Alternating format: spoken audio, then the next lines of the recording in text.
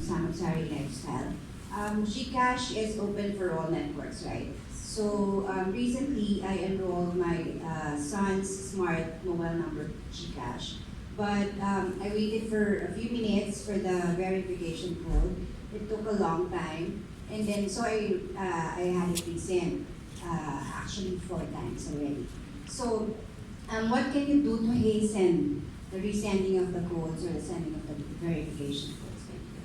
Actually, I feel, I mean, when we allowed or when we enabled other networks to join us, because again, our core reason of creating GCash is to provide financial services for all. So when we figured out, I think a year ago, we made sure that experience should be similar, seamless, same as whatever network you have.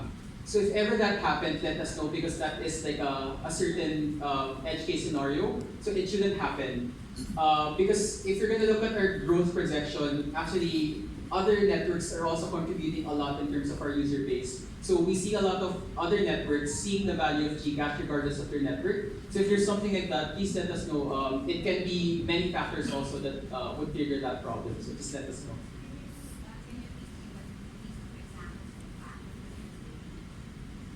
So it can be a data, signal problem, or it can be a traffic problem in terms of the amount of SMS that are coming out. So we also consciously work with our partners to allow us to trigger this SMS. So if there's a traffic problem, we usually coordinate with them to increase the bandwidth. But from most cases, we hear cases like that, so we make sure we support them and act on it because we can trigger the push anyway directly if you ask for support. Hello. Just to follow up with the previous statement that you mentioned that the discovery and reporting should be done within 15 days. What if the discovery came after 15 days? Does that weaken the position of the claimant? Number two, what is your drive in pushing GCash users to do the KYC? Because most GCash users who are new doesn't know how to do KYC or not really, because of the claims, there's going to be a big difference from 100,000 to 5,000 to 2,000. You have a chatbot that encourages you to refer. Why not use the chatbot also to push KYC, because it will give the users more protection. Okay, when it comes to the 15 days, so the first question, what if beyond 15 days mo na nalaman na before that?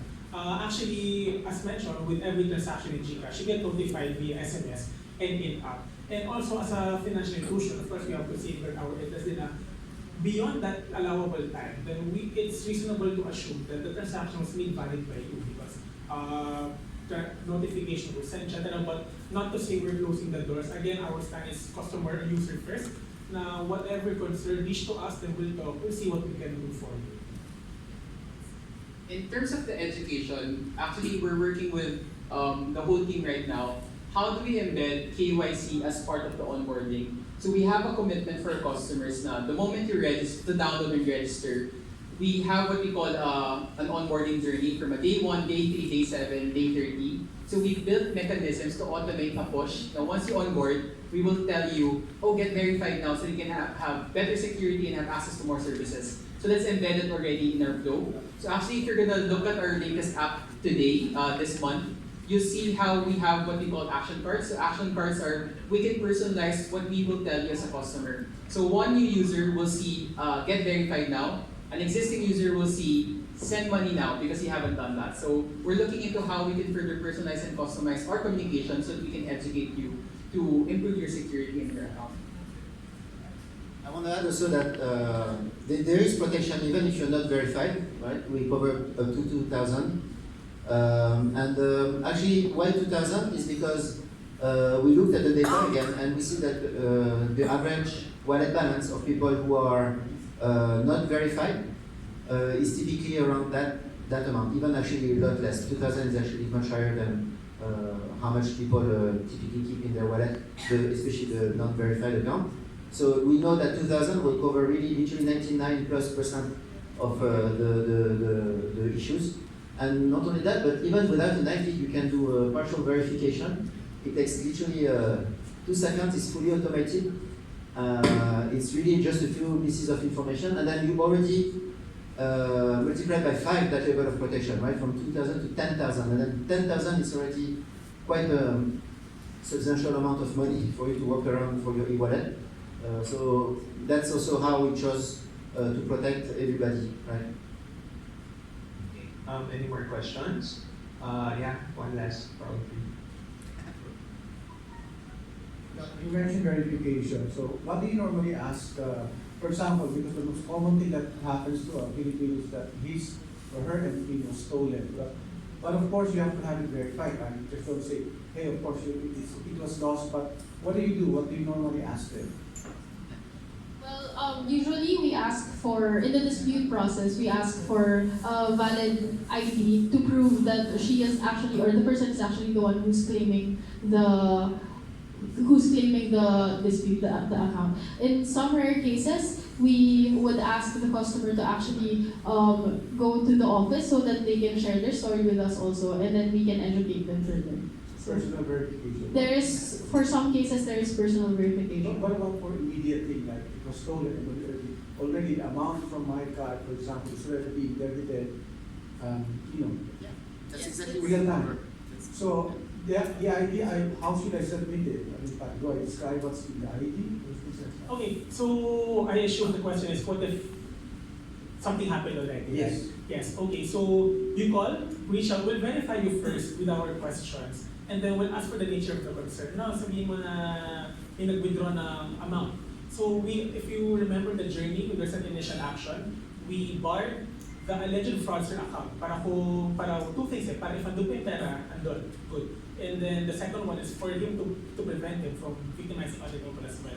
Now, during that time, upon the initial bar, we'll be asking you to submit the required documentation. So from there, when you submit, we will begin with our investigation. But at the onset, it's a call pa lang there, we'll already be doing preliminary action against the alleged. So while the preliminary action is ongoing, you will block the card. Yes. Kasama na yun doon, sir.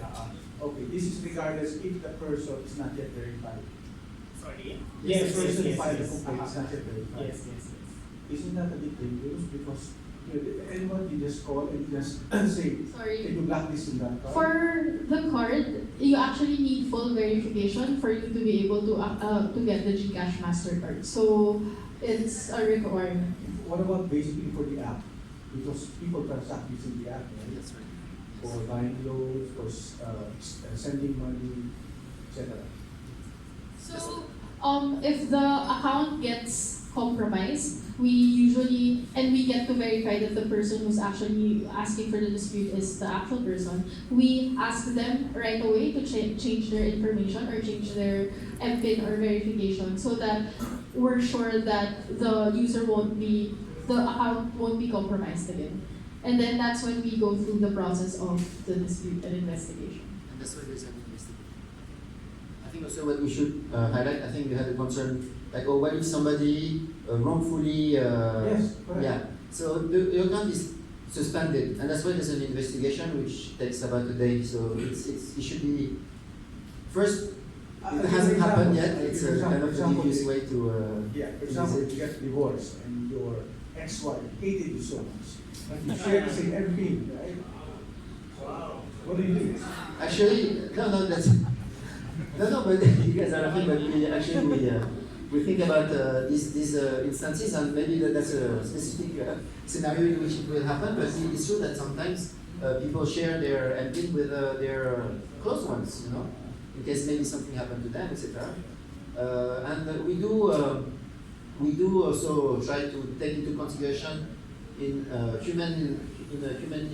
as humanly as possible this conflict, because really when there's a dispute, it's a time of conflict. So both for the victim and for right. So we try to manage all of this by literally having conversation with the customer and protect everybody. And while we're investigating, usually we just suspend. It's not that we terminate the account and that's it.